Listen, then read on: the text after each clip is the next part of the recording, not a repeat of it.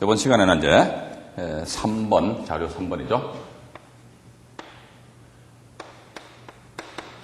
종물 관련된 대법원 판례 몇 가지를 간단하게 말씀드리겠습니다. 우선 1번 보시니까 본체에서 떨어진 연탄, 창고, 변소의 종물 여부 이렇게 나와 있네요. 이게 뭐 또 그림을 한번 그려보자 이겁니다. 1번인데 본체, 여기 본체 뭐 본체. 본체에서 떨어진 연탄, 창고, 또 보니까 여기 이렇게 변소. 이게 과연 본체에 어떤 종속되는 물건이냐. 이게 결국은 뭡니까 이게? 본체가 주물이다 이랬을 경우는 이건 주물과 종물은 따로 논다는 말씀 드렸습니다. 따로 국밥입니다. 그러니까 종물은 뭐지? 주물의 일상적인 이용이 이바지한데요. 그러면 연탄광이라든지 변소는 뭡니까? 이 본체에 딸린 거 아닙니까? 따라서 이건 누구 거? 이건 낙찰자 거다. 그렇게 여러분들이 보시면서 이 판결 원문 밑에서 둘, 넷, 6번째 줄 보시니까 중간쯤에가 낡은 가재도구 등의 보관 장소로 사용되고 있는 것으로 보이고 갸 부분은 연탄장고, 냐 부분은 점유자들의 공동 변소로 사용되고 있음을 인정할 수 있는 바. 이게 따라 지금 뭐다 이게? 일상적인 이용에 이바지하고 있는 종물이라 함이 합리적이라 할 것이다. 이게 이제 이런 것 가지고도 옛날에 지금 소송이 붙었던 것 같아요. 참 이게 보면 참 대단한 분들 같아요. 여러분들은 말이죠. 단지 대법원 판례하니까 이런 판례가 있구나 이렇게 생각하실 수도 있는데 저는 이런 판례를 볼 때마다 참 이 소송 제기한 사람들 정말로 대단한 양반들입니다. 제가 볼 때는. 이게 대법원까지 올라가서 판결을 받아낸다는 것은요. 한번 생각을 해봅시다. 연탄광 해가지고 또 이 공동편소 이게 네 끼니 내 끼니 싸움을 한다는 거죠. 야, 근데 제가 만약에 저는 그렇게 봅니다. 물론 이러한 분들이 있기 때문에 연탄광이나 변소는 뭐다 이게 종물이다 이런 식으로 또 아마 이런 대법원 판결을 만드셨던 판사 이 양반들도 좀 짜증이 났을 것 같아요. 근데 어쨌든 보니까 제가 만약에 이런 상황이 된다면은 전소에다가 야, 이건 내 거야. 그럼 가져가라며. 내 거기 때문에 돈 내놔라. 그럼 돈 몇 푼 주고 끝내버려야 돼. 그게 현명하다. 저는 그렇게 보고 있거든요. 그런데 이것은 각자 개인차가 있습니다. 따지는 사람들 끝까지 따지잖아요. 법대로 하자 이거지. 그럴 분들은 이렇게 법대로 하셔가지고 대법원 판례를 한번 만들어 보십시오. 만들어 보시면 저 같은 상당히 좋아한단 말이죠. 왜냐? 전혀 법에도 없고 판례도 없어. 그런데 그런 게 판례 형성이 된다면 저 같은 사람 참 좋습니다. 그런데 투자자 입장이라면은 제가 강의 중간중간에 자꾸 이런 말씀 드리면은 경매 투자 목적이 뭐냐? 돈 버는 게 목적이에요. 이렇게 판례 만드는 게 목적이 아니거든. 면적이 이게 말 그대로 조그만한 건데 이걸 가지고 찢고 볶아서 하면 이게 니 끼니 내 거니 하게 되면 아이고 생머리가 아픕니다. 그죠? 여러분들은 이러한 사안이 발생되었을 경우에 과연 어떻게 접근하실지는 여러분들이 각자 알아서 판단하십시오. 그런데 이런 법에 의한 해결보다는 뭐다? 인간 대 인간으로서 협상을 하는 것이 제일 좋지 않겠는가 하는 그런 생각을 가지게 됩니다. 자, 집안 싸움들 하지 마시고 돈들 많이 버십시오. 싸움하지 마시고 돈 버시는 게 목적이니까. 그죠? 2번은 보시니까 백화점 건물의 전화교환 설비의 종물 여부. 요거는 가지고 좀 싸움할 필요가 있는 것 같아. 이거는 보니까 백화점 건물이 쭉 있었단 말이죠. 이게 보니까 백화점 건물이 10층이었단 모양입니다. 지하에 보니까 이게 이제 전화 교환 설비 같아요. 그래서 이게 전화 교환 기기 있잖아요. 설비였는데 여기 종물이다 아니다 이걸 가지고 또 싸움이 붙었어요.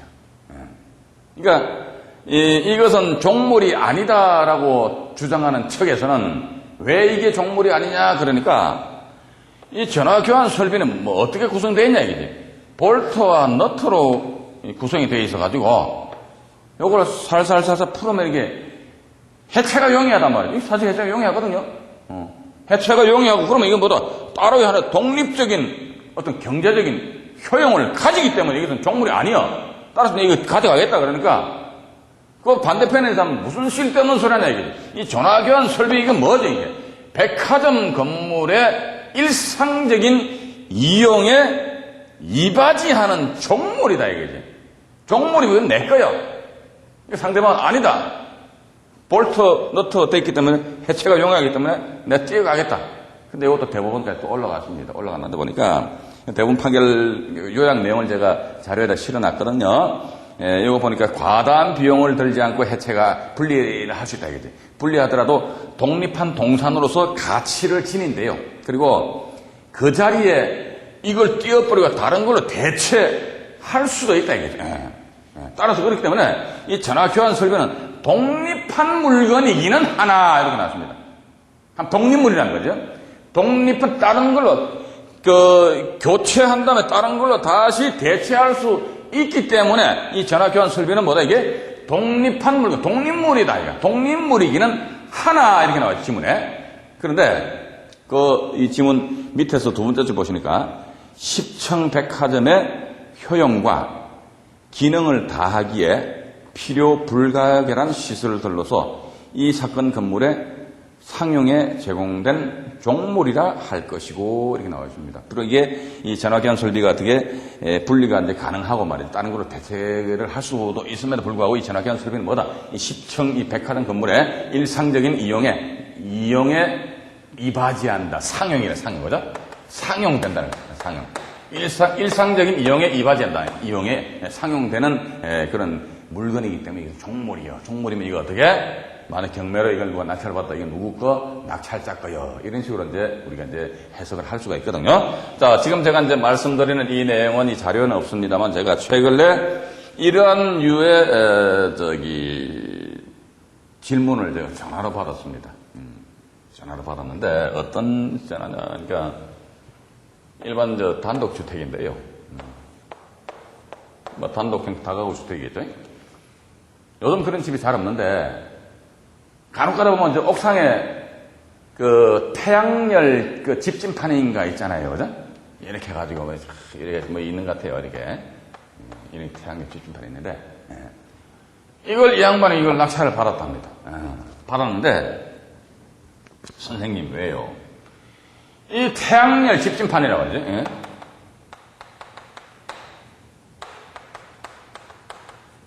태양열 집진판이 이 건물의 일상적인 이용에 이바지하는, 그러니까 일상적인 이용에 어떻게 이바지한다.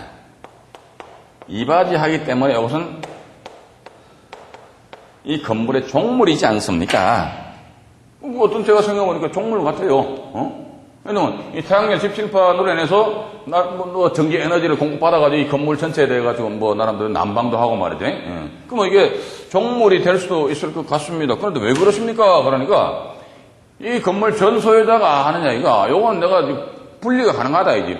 떼어가지고 가져가겠다 그러는데 이걸 어쩌면 좋을까요? 그래서 결국은 이게 소송이라는 게 왜 이게 제기가 됩니까? 쌍방간에 어떤 합의가 이루어지지 않게 된다면 결국은 뭡니까? 재판장에 나서가지고 감론 을박하면서 네가 이겼니 내가 이겼니 이런 식으로 이제 주장을 하는 수밖에 돼 있단 말이에요. 이러다 보니까 상대방이 뭐라고 주장합니까? 이거 가져가겠다고 그러는데요. 그럼 한 몇 년 됐어요. 꽤 오래 된 것 같습니다. 제가 뭐라고 답변했겠습니까? 그분 아마 제 답변 듣고 아마 상당히 돌아서 저를 욕을 했을지도 모를 것 같아요. 그 양반이 가져간다고 그러는데 어떻게 하면 될까요? 가져간다면 가져가면 되잖아요. 가져가고 차라리 새 걸로 교체해버리죠. 이게 매덕 드는 것도 아니냐 말이에요. 그러니까 우리가 제가 지난 시간에도 말씀드렸는데 너무 어떤 법리적인 측면에서 막 매달리다 보면 이게 안 되는 거예요. 자꾸 여러분들은 제 말씀을 진정 유념하셔야 됩니다. 경매 투자 목적이 뭐지? 그러니까 상대방하고 싸움하는 것이 돈 버는 게 목적입니다. 그러니까 뭐 하면은 내가 예를 들어 이 물건 투자해가지고 한 4, 5천만 원 벌었다. 그런데 상대방이 자꾸 나한테 시비를 건다 이거지. 택도 안 되는 시비를 건다 이게요. 가만히 보니까 2, 400만 한 돈 1천만 원 내놔. 내 주머니에 이 경매에서 한 5천만 원 벌었지. 1천만 원. 야, 너무 세니까 500만 원 한마디로 통 치고 빠져버리자는 거예요. 이런 식으로 통 큰 그런 투자를 하시라는 겁니다.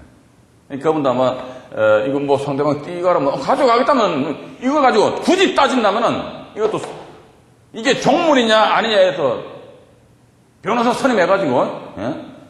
재판정에 나서서 판사님 이게 종물입니까 아닙니까? 1심에서 불복한다 2심 올라가 2심에서 불복한다 또 어떻게 3심 대법원 올라가는 겁니다. 이러다 보면 이야 태양열 집진파는 어쩌고 저쩌고 하다 보면 종물이다 아니다 이렇게 판결이 날 수도 있는 것 같아요. 저도 이제 그분한테 이렇게 이야기하고 나서 제 주변에 좀 친한 법률 전문가가 하나 있습니다. 이 양반한테 물어봤어요. 물어보면 이 사람도 글쎄 이게 뭐 종물이 될 수도 있고 안 될 수도 있을 것 같은데 그분의 나름대로 주장은 뭐냐 이게 이 태양열 집진판이 있는데 이게 건물에 완전히 이렇게 뭐 고정이 돼버렸어. 고정이 돼가 예를 들어가지고 무슨 관이 말이죠. 이 건물 이 벽 안으로 파고 들어갔다면은 이것은 하나의 어떤 종속된 물건인데 그렇지 않고 이게 바깥으로 건물 외벽으로 이렇게 꾹 파고 내려왔다면 이것은 뭐다 이건 하나의 독립물로 봐야 되지 않겠느냐라고 그분의 사견을 저한테 이야기하더라고요. 근데 저는 그런 이야기가 좀 짜증이 나요. 어떡하지? 가져갈래? 가져가 알았어. 이런 식으로 차라리 대처를 하는 것이 경매 투자를 하면서 있어가지고 속 안 썩고 말이죠. 머리 안 아프고 접근할 수 있지 않겠느냐 그런 생각을 가지게 됩니다. 자 어쨌든 이제 3번 이제 사례를 보시니까 등기부상에 없는 부합물 종물이래요. 등기부상이 없다는 게 제시회잖아요. 그죠? 등기부상이 없는데 어떻게? 등기는 안 돼 있다는 거지. 제시회 하는 게 제가 말씀드렸습니다만 등기는 안 돼 있는데 이게 어떻게? 일단 현상은 존재한다는 거. 이 종물에 대한 낙찰허가 여부해가지고 이 사건은 뭐냐 보니까 이 지문 위에서 네 번째 줄 보시니까 부합물 나와 있죠. 그죠? 이게 뭡니까? 부합물이 부엌이에요. 부엌. 몇 평입니까? 한 평이에요. 요걸 가지고 또 사람들 찢고 볶고 싸움한 것 같아요. 참 복잡한 것 같습니다. 종물은 뭐냐 이게? 물치가 뭐겠습니까? 이게 일본식 용어 같아요. 창고. 창고하고 또 이게 보면 변소가 변소. 이게 1평 3작 한 평에 조금 더 넘는 것 같아요. 그럼 이게 한 2평가 요거 가지고 이게 부합물이다 아니다 이건 종물이다 아니다 그럼 어떻게 아니다 판결 나면 이거 뛰어가겠냐 말이죠. 근데 이걸 가지고 일단 이 사건을 보니까 대법원 83만이니까 지금으로부터 약 한 20여 년 전에 이런 그 사건이 발생되었던 것 같습니다. 근데 어쨌든 여기 보시니까 제가 여러분들한테 말씀 다시 드렸는데 부합물 하면 부엌이 돼요. 부엌이니까 본체에 붙어 있는 거예요. 종물 하니까 이게 떨어져 있다고 그랬죠. 따로구법입니다. 주물 종물이니까 창고 아마 본체에서 떨어져 있겠죠. 변소 이것도 저쪽 마당 저기 한귀탱이에 떡 처박혀 있는 게 변소라면 이게 종물이더라. 근데 대체적으로 보니까 어떻게